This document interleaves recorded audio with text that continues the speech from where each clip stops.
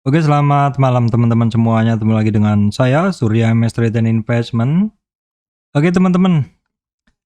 Tadi malam ini rilis data ya. Maksud saya tutupan market Amerika tadi malam, teman-teman. Itu ternyata banyak yang dalam turun seperti ini ya.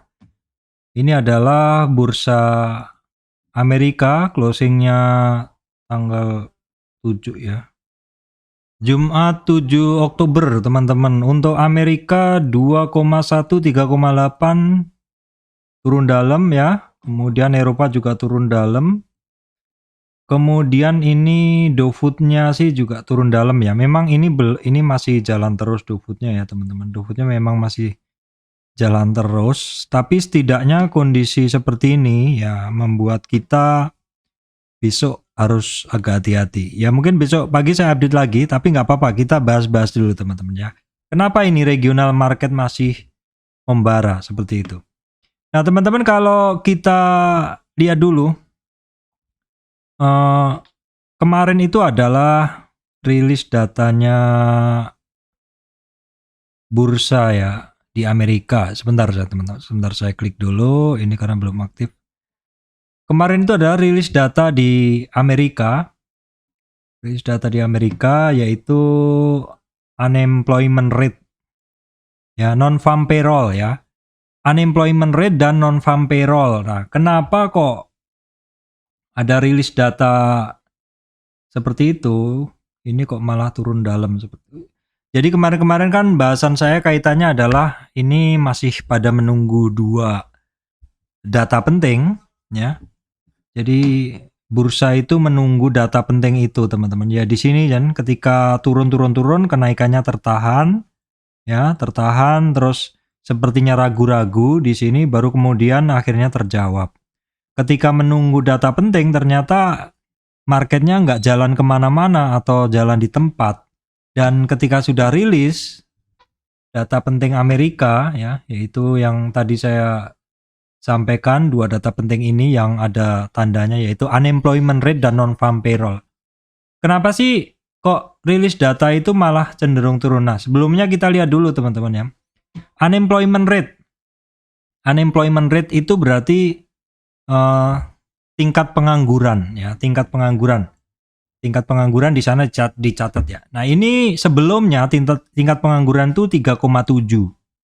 Sebelumnya 3,7, tetapi kenyataannya yang menganggur ternyata hanya 3,5. Artinya banyak yang mendapatkan pekerjaan karena yang menganggur melapor menganggurnya sedikit, teman-teman. Nah, kalau kita lihat data unemployment rate ya, unemployment rate-nya nah kalau dulu Oktober 2021 ini tinggi, yang lapor nggak punya kerjaan tinggi. Terus cenderung membaik ya, membaik dan kemudian sempat tinggi yang nggak punya kerjaan tinggi, terus ini menurun lagi.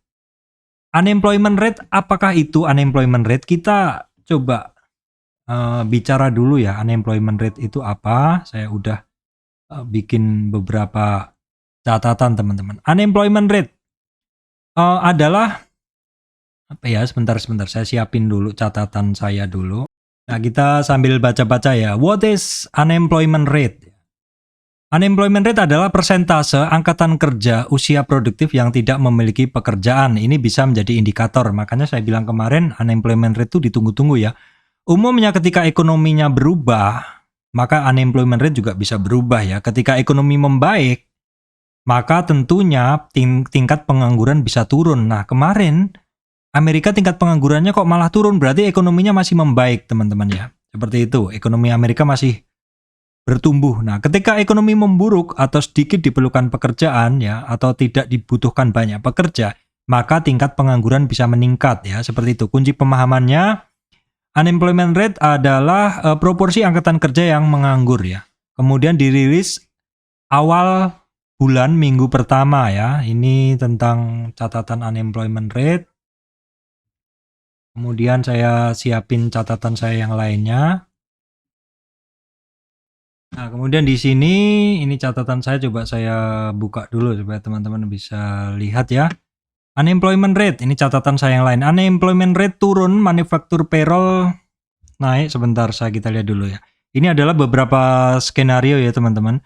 Bila unemployment rate turun atau tingkat penganggurannya turun, jika tingkat pengangguran turun, kemudian berarti banyak orang bekerja dan manufaktur payroll atau pembayaran gaji manufaktur naik, maka USD menguat. Ya, logikanya masuk, investor akan membeli USD. Ini sedikit catatan untuk para trader forex ya. Ekonomi menguat, maka inflasi mungkin naik. Nah, ini kata kuncinya di sini teman-teman. Jadi tadi malam rilis data inflasi di Amerika itu rilis data unemployment rate di Amerika seperti ini. Jadi sebelumnya yang menganggur 3,7, sekarang yang menganggur 3,5, berarti banyak yang dapat kerja ya. Terus di sini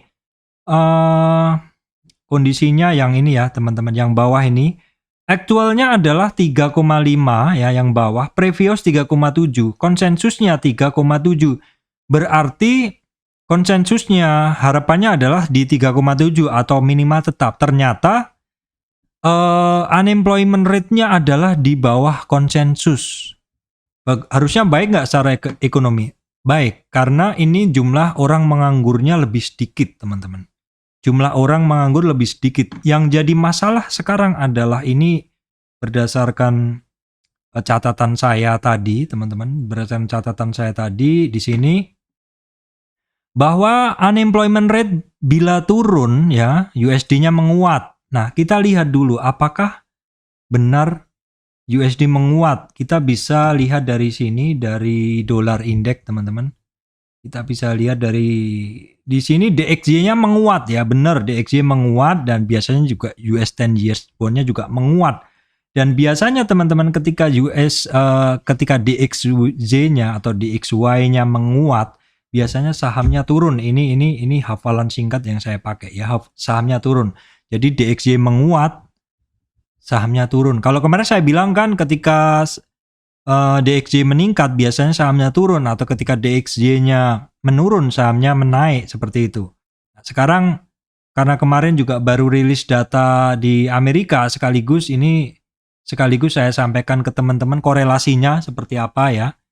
Jadi ekonomi Amerika masih membaik. Ketika ekonomi membaik, ya biasanya kan masih ada kaitannya atau masih dimungkinkan inflasinya mungkin masih tinggi, seperti itu. Inflasinya mungkin masih tinggi. Ini catatan saya tadi di sini. Di sini catatan saya ini. Nah, kita lihat dulu catatannya ya teman-teman. Kita lihat dulu catatan. Unemployment ini pelan-pelan aja karena ini agak susah dimengerti ya teman-teman. Unemployment rate-nya turun. Kemarin kan unemployment rate atau penganggurannya turun, USD menguat, betul. DXY-nya menguat tadi kan. Investor akan buy on USD, betul. Dolarnya menguat, betul. Ekonomi menguat. Nah, berarti ketika pengangguran Amerika kemarin ternyata turun di bawah, lebih baik di bawah atau di bawah konsensus 3,7, artinya ekonomi Amerika ini masih bertumbuh. Padahal sebenarnya The Fed sendiri menaikkan suku bunga itu kan untuk meredam inflasi. Nah, di sini kenyataannya adalah ekonominya justru masih menguat. Jadi ini dimungkinkan nanti in the next mungkin bulan ini, bulan depan seperti itu. The Fed mungkin masih akan naikkan suku bunga lagi. Which is itu juga merupakan indikasi ya, mungkin market saham mungkin masih akan berat. Seperti itu teman-teman. Ini kaitannya dengan unemployment rate. Kenapa? Di judul tadi, kenapa di bursa Amerika ini masih pada turun? Jadi ini mungkin bisa menjawab pertanyaan teman-teman yang menunggu kenapa sih data dirilis penganggurannya turun kok justru dolar sahamnya melemah, seperti itu. Ya karena kaitannya kan ketika pengangguran menurun, ya saya ulang lagi nih, ketika pengangguran menurun, ekonomi membaik, ekonomi menguat. Ini kan tidak inline dengan inflasi, karena inflasinya masih akan naik, dan inflasi masih akan naik, mungkin kan The Fed masih akan hawkish lagi, masih akan hawkish, apalagi di sebelum-sebelumnya ketika kita baca The Fed ini akan mungkin sampai ke sekitar 4 kenaikan suku bunga. Nah, seperti ini, kondisi seperti ini kan yang ditunggu para pelaku bursa. Oh ya sudahlah, kita rilis barang dulu lah, kita jual dulu, ketika dijual kan saham akan turun. Kira-kira seperti itu. Ini menjadi kewaspadaan kita teman-teman ya, karena trader itu kan untuk saat ini kita harus waspada dengan kondisi dulu. Nah, kemudian data yang kedua teman-teman, data yang kedua yang dirilis ini adalah Kemarin apa ya? Oke, sebentar. Kita cari dulu ya. Kita cari dulu. Data Amerika yang kedua adalah non-farm payroll. Non-farm payroll. Kita bicara dulu non-farm payroll ya. Nah, kita bicara dulu. Yang kedua adalah non-farm payroll. Nggak apa-apa teman-teman, pelan-pelan sambil belajar bersama seperti itu. Non-farm payroll adalah indikator kunci untuk ekonomi Amerika ya. Ini mewakili jumlah pekerja yang dibayar di Amerika Serikat, tetapi tidak termasuk mereka yang dipekerjakan namanya non-farm, jadi bukan pertanian, tidak termasuk pertanian, pemerintah federal, organisasi nirlaba, dan swasta ya. Non-farm payroll adalah high impact news yang memberi efek ke pergerakan currency US. Ini ditunggu-tunggu para trader, analis, investor, fund, dan juga para spekulator ya. Dirilis Jumat minggu pertama awal bulan ya. Jika NFP naik atau non-farm payroll naik ya, menunjukkan ekspansi ekonomi ya teman-teman. Tetapi juga membuat orang waspada, bisa memungkinkan terjadinya inflasi. Jadi kata kuncinya saat ini, kita lihat dulu. Untuk bisa menyimpulkan ini kata kuncinya kita harus lihat dulu ya. Kita harus lihat dulu. NFP tadi malam seperti apa? Kita lihat dulu NFP. Non-farm payroll yang di bawah. Yang di bawah teman-teman. Non-farm payroll. Non-farm payroll itu kemarin adalah 3,15. Sekarang ini non-farm payrollnya turun. Pembayaran gajinya turun. Harusnya kan ekonominya nggak kenceng kan seperti itu. Tetapi konsensusnya adalah 2,50 gitu loh. Orang berharapnya bahwa non-farm payroll yang kemarin realisasinya adalah 3,15 teman-teman. 3,15 harapannya kemarin, maksud saya realisasinya atau aktualnya adalah 3,15. Dan orang memiliki konsensus dari beberapa analis adalah 2,50. Nyatanya masih belum bisa di bawah konsensus alias masih tinggi. Jadi dibandingkannya adalah dari konsensus kalau di sini ya. Kalau dari kenyataannya kan memang realisasi bulan sebelumnya 3,15, turun nggak? Turun. Tetapi masih belum sesuai harapan para analis. Konsensus ya. Ini artinya masih tinggi, non-farm payroll-nya masih tinggi. Nah, ketika non-farm payroll-nya masih tinggi, ketika NFP-nya naik, teman-teman, menunjukkan ekspansi ekonomi atau ekonomi masih berkembang, berjalan. Ini yang membuat orang waspada inflasi. Jadi para marketnya, orang-orang yang di market sudah waspada. Oh, non-farm payroll-nya naik kok di atas konsensus. Ya, sudahlah. Kita rilis dulu saham kita dan ya mungkin wait and see atau bagaimana. Kira-kira begitu. Karena kondisi seperti ini dibaca oleh para pelaku pasar untuk bisa menjadi yearly alert seperti itu. Ini penjelasan saya tentang kenapa sih rilis data penting tadi itu kok masih membuat marketnya membara dan sekarang malah masih DOFUT-nya juga masih dalam ya. Jadi itu mungkin kalau bahasanya agak berat ya mohon maaf, tapi sebagai trader kita memang harus melihat kondisi pasar seperti itu ya, kira-kira begitu. Semoga membantu teman-teman, kita diskusi aja karena ini saya juga mendapatkannya dari beberapa sumber, saya simpulkan untuk bisa mudah bagi teman-teman untuk memahaminya seperti itu. Bagi yang mungkin merasa berat untuk memahaminya silahkan di skip dulu, nggak apa-apa karena saya memberikan menu-menu yang lain teman-teman. Ini adalah sekedar memperkaya khasanah ilmu kita ya teman-teman, memperkaya khasanah pembelajaran kita seperti itu. Oke, baik teman-teman, berikutnya kita akan membahas dulu komoditas teman-teman, harga komoditas. Komoditas ini juga penyumbang pergerakan inflasi teman-teman ya. Inflasi kan bisa terjadi karena kenaikan ya, karena pertumbuhan ekonomi memicu inflasi, orang pegang banyak duit. Bisa juga karena kenaikan barang ya. Tapi sebenarnya inflasi ini bisa ditekan selain dengan menaikkan suku bunga teman-teman. Yaitu apa? Dengan memperbaiki rantai suplai. Ketika demand-nya tinggi, supply-nya tinggi, nggak ada masalah. Harganya mungkin bisa diatur. Tapi ketika demand-nya tinggi, supply-nya nggak ada, otomatis harganya kan naik teman-teman. Memicu inflasi. Jadi sebenarnya inflasi itu kan bisa diobati dengan memperbaiki rantai suplai-nya atau menekan demand-nya ya. Menekan demand-nya ya, mungkin kalau menekan demand-nya misalkan gini, Lombok memicu inflasi bulan ini, maka menekan demand-nya adalah masyarakat tolong jangan menggunakan Lombok kan seperti itu. Atau Lomboknya tinggi harganya karena suplainya kurang, berarti ayo menanam Lombok. Tetapi juga sambil mengurangi Lombok. Nah, kira-kira begitu. Itu adalah langkah-langkah antisipasi supaya Lomboknya nggak naik. Ya, seperti itu. Terus langkah yang kedua, ketika memang sudah tinggi, ya kita langkah monetary action-nya adalah bisa menaikkan suku bunga supaya uang beredar nggak banyak. Ketika uang beredar nggak banyak, ya ketika suku bunga tinggi, uang beredar akan lari mencari pembiakan yang lebih bagus tapi low risk, yaitu ya di currency, kemudian di obligasi kan, seperti itu, yang rate-nya meningkat, kira-kira seperti itu ya teman-teman. Jadi inflasi bisa disembuhkan dengan memperbaiki rantai pasokan. Ketika harganya naik, demand-nya tinggi, ada supply-nya nggak ada, pasokannya diperbaiki, ya seperti itu. Atau juga dengan menekan demand-nya kalau bisa. Tapi kalau sudah ini, bisa pula ditempuh dengan cara menaikkan suku bunga, seperti itu ya teman-teman. Kira-kira simpelnya seperti itu. Mau bahas komoditas kok lari kemana-mana. Nah teman-teman, crude oil ini yang wajib teman-teman perhatikan. Saat ini crude oil posisinya adalah di 92 teman-teman, 92 ya. Dan saya kemarin di simulasi trading saya masih buy posisi saham minyak teman-teman di luar, yaitu service company yang terkait minyak. Ini memang enak banget ya, ketika minyaknya naik seperti ini, saham yang saya beli itu masih running profit seperti itu. Saya masih riset dulu teman-teman untuk membuka rekening di luar, jadi sementara tunggu dulu sampai saya selesai nanti. Komoditas crude oil naik, kemudian natural gasnya turun ya, coal, batu baranya turun. Nah teman-teman bisa perhatikan batu baranya turun ya, jadi besok untuk saham-saham terkait batu bara ya mungkin dicek-cek aja di support resistnya, apakah tembus di 38 retracement ataukah 61 retracement, nanti akan saya bahas ininya. Jadi untuk saham-saham yang terkait batu bara teman-teman bisa perhatikan itu ya.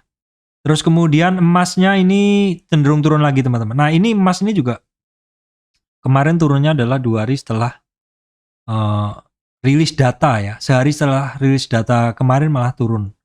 Kemudian CPO. Jadi kuncinya teman-teman ini yang naik adalah crude oil dan CPO. Crude oil dan CPO. CPO ini di 38, nih bagus nanti kalau sampai di 4.000 harga psikologis. Kemudian untuk nikel sedikit ada kenaikan. Ya, sedikit ada kenaikan tapi sudah turun lagi seperti itu. Kemudian untuk tinsnya sudah mulai ada penurunan. Nah, ini kondisi bursa Amerika teman-teman ya. Tadi malam dia kan memang masih, ini bursa Amerika. Kita lihat dulu. Nah, SP 500 kondisinya seperti ini. Intraday low. Dow Jones-nya intraday low terus ya. Bermain di bawah. SP 500 juga, Nasdaq juga. Ya, Nasdaq seperti ini penurunannya. Ini yang US-nya. Kemudian yang futures-nya ini juga masih pada dalam ya teman-teman. Eropa penutupannya ini seperti ini ya. Penutupannya juga masih pada dalam. DAX-nya ini juga lower. FTSE juga FTSE mepet sih. Nggak begitu dalam. Ini CAC 40 juga 1,1 ya teman-teman, tuh bisa perhatikan.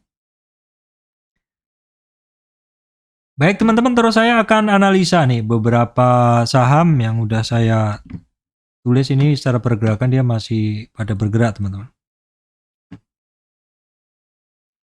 Yang pertama adalah Bumi ya teman-teman. Nih Bumi kemarin kan rilis, bukan rilis data. Kemarin ada berita ya teman-teman untuk Bumi. Silakan teman-teman mungkin udah pada tahu ya.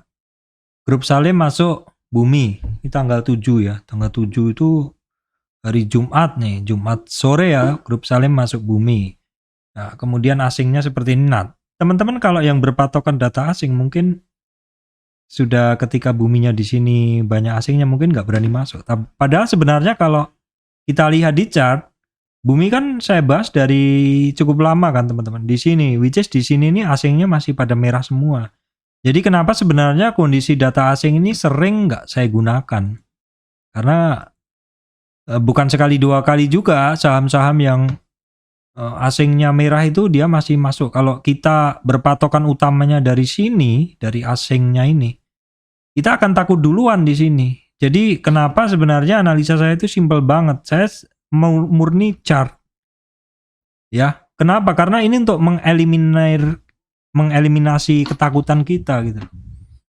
Saya untuk indikator pun yang lain saya nggak gunain. Saya hanya ini. Namun sayangnya teman-teman ini banyak banget yang meminta saya, Pak, kasih indikator ini gitu. Sebenarnya pure dari ini aja bisa loh teman-teman. Bisa. Jadi itulah salah satu alasan kenapa asing tidak mutlak saya gunakan untuk data. Ya memang kadang di beberapa saham-saham yang besar itu pengaruhnya lebih signifikan. Nah seperti ini, banking seperti ini signifikan. Tapi ini kan kita bisa ngelihat dominasi asingnya kan memang dalam gitu loh, memang banyak. Contohnya Adaro. Nah, Adaro kan dominasi asingnya juga cukup tebel. Ini tanggal berapa nih? Tanggal pas turun 4% nih asingnya sell-nya dalam. Nah, ini memang cukup signifikan di sini. Tetapi tidak semua saham itu harus kita gunain asing-asingnya enggak. Bisa menjadi bahan pertimbangan tapi tidak di semua saham dan tidak mutlak seperti itu. Karena kalau kita ngelihat seperti ini terus kita berpatokan dulu pada asingnya terus kita ngelihat chartnya jadi nggak berani beli ya udah ketinggalan seperti itu. Jadi Bumi dia sampai di 50 retracement. Nah teman-teman perhatikan ya, Bumi itu 50 retracementnya 187. Nah sekarang pergerakan dia ketika kemarin harganya naik itu seperti apa dorongan volumenya? Bumi ya. Bumi ketika kemarin itu dorongan volumenya. Nah volumenya sih lumayan ya, ada terus. Kemudian Pak, resistannya Bumi masih banyak sih kalau kita bicara resistan. Nah kan, resistannya Bumi ya ada 190, kemudian nanti 232 ya, 250 seperti itu. 50 retracement weekly-nya masih di 287 teman-teman. Kemudian adalah BP teman-teman. BP secara pergerakan kemarin rentang geraknya bermainnya di sekitar 148, 156 teman-teman. Sementara targetnya masih di 50 retracement 163 ya. 163 bolehlah kita cek-cek dulu. BP volumenya cenderung tebel terus. Asingnya juga keluar ya, asingnya keluar nih bagi yang penggemar asing. Kemudian kita cek ABMM, teman-teman nih, ABMM ada yang nanya juga. ABMM rentang geraknya masih oke banget ya. Masih di area kuning, di mana area kuning ini adalah 0 sampai 23. Jadi ini secara pergerakan dari bawah itu dia oke ya, artinya koreksinya dia nggak lewat 38 retracement.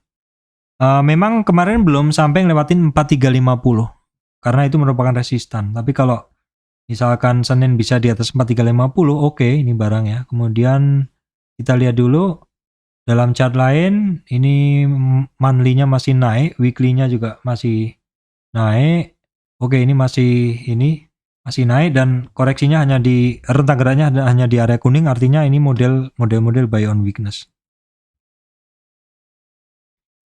Kemudian energi Mega Persada ya. Saat ini dia mainnya di area 0 sampai 38 teman-teman. Mainnya di 0 sampai 38 retracement. Yang area di atas ini teman-teman, sebentar saya beri warna. Nah ini yang hijau atas nih. Dia sekarang bermain di hijau atas itu. Saya geser aja. Resistan berikutnya 286. 286. Ya, kalau dia lanjut 286 terus kemudian 307 oke ya. Ini barang pergerakannya jadi bagus seperti itu. Nah, kalau kita lihat dalam weekly ini memang sudah cukup lama sebenarnya area-area ini tuh menjadi resistan ya. Jadi cukup alot nih dari Juni. Nah, kalau kita ngelihat seperti ini, normalnya atau umumnya dia rentang geraknya dari 260 sampai 284. Walaupun kadang dia bisa overshoot sampai ke kisaran 310 di sini ya. Jadi rentang geraknya seperti itu. Kemudian BRMS teman-teman, BRMS kondisinya adalah seperti ini, masih konsolidasi 173 konsolidasi. Terus kalau kita lihat nih dari tren besar, maksud saya ini dari tren turun yang saya ambil ini. Jadi ini saya geser aja biar teman-teman nggak bingung ya. Ini saya geser dari tren turun ini. Dia saat ini mampu bertahan di atas 162. 162 tuh di sini. Ini 23 retracement ya. Terus kemudian resistan dia minornya 173, berikutnya di 38 retracement 181. Itu adalah BRMS. Kemudian untuk raja masih belum, masih balik arah kemarin ya. Kemarin balik arah dia. Pergerakan seperti itu, dia terkoreksi lagi. Nah, seperti ini ya. Jadi ketika dia turun kemarin, dia mencoba rebound, tapi hanya sampai di kisaran 61 dan nggak mampu, akhirnya turun lagi. Dia sekarang berada di bawah 38 teman-teman. Jadi yang harus diperhatikan sekarang adalah di 1040 teman-teman di sini. Dan ini cukup waspada kalau misalkan nanti di kisaran 977 dijebol, ini malah potensinya bisa mencari supportnya yang ada di bawah ya, which is kuncinya nanti di kuning ini. Kalau kuning ini dia jebol, targetnya terbuka ke 50 retracement, terbuka juga ke 61,8 retracement. Bagaimana dia jebolnya mesti dilihat karena ini adalah demand area yang cukup lama, cukup banyak demandnya di sini, jadi sekitar 38 retracement di kuning ini. Tapi tentunya harus ngelewatin 978 ya, baru kemudian 886, kira-kira begitu. Kemudian untuk BSSR teman-teman nih masih melanjutkan kenaikannya dan dia closingnya mampu di atas 4735, mampu di atas 38 retracement ya. Resistan berikutnya dia ada di agak jauh sih, di 5160 ya. 5160 BSSR. Kemudian berikutnya Dewa, ini mampu bertahan di atas 70, target berikutnya 74 ya, 74 retracement. Dewa.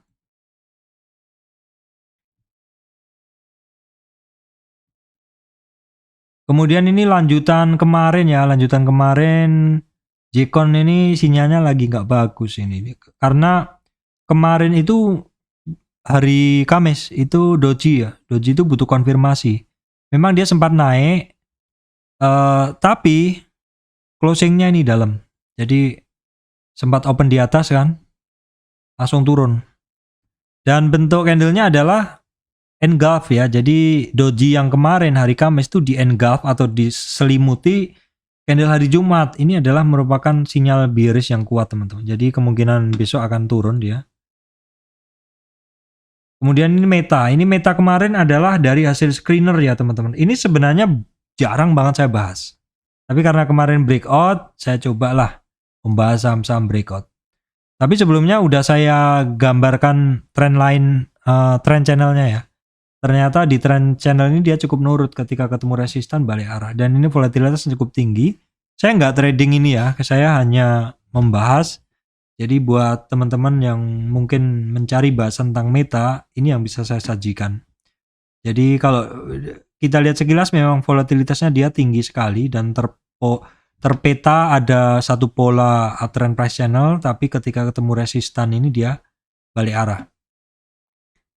Jadi itu aja yang bisa saya sampaikan teman-teman ya. Semoga bisa memberikan teman-teman semuanya ini informasi. Jadi bahasan tadi beberapa saham, kemudian membandingkan saham belum ya. Ini kemudian US data ya. Membandingkan saham lebih ke chart ya, chart sektoral. Ini sebenarnya udah saya bahas kemarin di Yahoo ya. Jadi membandingkan saham itu begini, membandingkan saham itu begini teman-teman. Teman-teman masuk ke Chrome ya, masuk ke Yahoo Finance. Jadi teman-teman untuk membandingkan saham itu masuk ke Yahoo Finance ya, Yahoo Finance, kemudian teman-teman ketik misalkan mau membandingkan saham ADI ya, teman-teman. ADI. Nah, di sini Adikarya, teman-teman klik ya, adi.jk. Nah, seperti ini teman-teman akan mendapat summary chart conversation statistik seperti itu. Kita klik chartnya di sini. Nah, teman-teman di sini nanti mau membandingkan tinggal tambah aja. Misalkan mau bandingin apa nih? Ini saya hapus dulu, saya hapus dulu, saya hapus. Ini Adikarya ya, ini sahamnya Adikarya dalam 5 hari pergerakan atau dalam 1 bulan lah seperti itu. Pergerakan saham Adikarya 1 bulan kita bandingkan dengan Bika. Kita tambah. Ya, kita udah dapat 2 saham ya, Adikarya, Wika. Kemudian kita tambah lagi PTPP. Ya, PTPP nih. Nah, PTPP kemudian kita tambah lagi apa? PTPP WSKT. Ya. Oke. Kita mau ngelihat pergerakan saham dalam 1 bulan, ternyata yang paling tinggi itu apa? WSKT ya. WSKT kita lihat dulu dalam 5 hari deh. Dalam 5 hari yang paling tinggi ini Wika ya. Memang ya.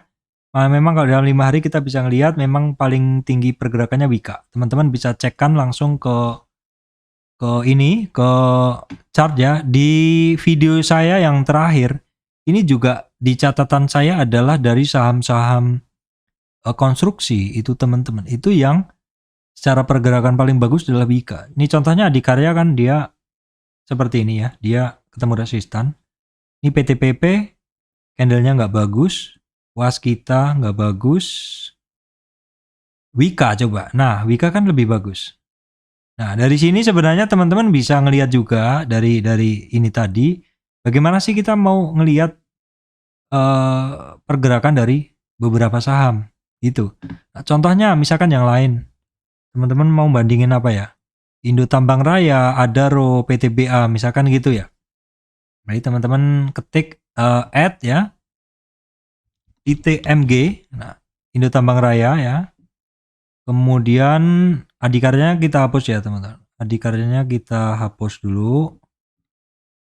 Adikaryanya kita nggak pakai, jadi kita pakai ITMG dulu. Kita klik dulu teman-teman. Indo Tambang Raya, kita pilih chartnya dulu. Nah, ITMG ya. Terus habis itu teman-teman tambah comparison. Misalkan Adaro ya. Oke. Kemudian teman-teman tambah lagi. Setelah Adaro, PTBA ya. Terus kemudian teman-teman tambah lagi Adaro PTBA apa? Misalkan Harum ya, KKGI lah. Misalkan ini enggak. KKGI, misalkan teman-teman. Ini membandingkan secara chart aja ya teman-teman. Kemudian teman-teman bandingin Indika misalkan. Walaupun Indika kan lebih ke ini ya. Mungkin enggak semuanya batu bara aja. Nah, kita lihat seperti ini hasilnya. Terus kita lihat nih dalam berapa nih? Kalau 1 hari, 5 hari, 1 bulan. 1 bulan ini misalkan 1 bulan cukup ya. Yang paling atas apa nih? Yang paling atas ini Adaro ya. Adaro memang dia paling tinggi. Terus kemudian biru Indo Tambang Raya, ya. Terus KKGI. Indika mana? Indika di bawah. Coba kita lihat ya. Dalam 1 hari ini nggak ada. 5 hari. Kalau dalam 5 hari yang paling rendah itu Indo Tambang Raya, baru kemudian Adaro 0,9 itu PTBA ya. Ini dalam 1 hari kenaikan terakhir ya. Kalau ini kan berarti hari terakhir kemarin. Kalau terakhir kemarin 1,8 KKGI. Coba kita tengok di sini. Kita tengok di sini KKGI. KKGI ya. Ya, KKGI ya cukup naik sih teman-teman. Cukup naik. Kemudian Adaro juga kenaikan 0,7 KKGI. KKGI dia stagnan sih teman-teman. Ini kalau untuk jangka pendek nggak begitu ngefek ya teman-teman. Ini bagusnya adalah teman-teman tuh membandinginnya dalam jangka yang lebih lebar ya. Misalkan melihat pergerakan sebulan nih, kira-kira yang paling, atau 3 bulan, kira-kira yang paling ini tuh mana sih sektor ini apa? Kumpulan saham ini mana sih yang paling bagus growth-nya kan seperti itu nih. Kira-kira seperti itu ya teman-teman. Nah ini kalau semakin kita scroll ini, nah ini semakin panjang kita bisa ngelihat. Ini Adaro ya, ini yang biru ini Adaro. Memang Adaro di sini kita bisa lihat bahwa Adaro kenceng nih naiknya. Kalau di sini Indo Tambang Raya juga tinggi. Adaro kalau dalam berapa ini? Dalam 1 bulanan. Enggak, ini dari April tahun 2021 teman, terlalu jauh. Kemudian ini 2021, ini 2000, ini Desember nih. Nah kalau dari Desember seperti ini pergerakannya, kira-kira seperti itu ya. Ini paling tinggi adalah Indo Tambang Raya. Tambang Raya Adaro, KKGI. Apakah begitu? Dicek coba, KKGI. Nah data saya sayangnya nggak bisa jauh ya. Tapi memang secara pergerakan memang KKGI kenceng ya, seperti itu. Oke teman-teman, begitu aja. Semoga memberikan manfaat untuk teman-teman semuanya. Terima kasih yang masih setia mengikuti channel MS Trade dan Investment.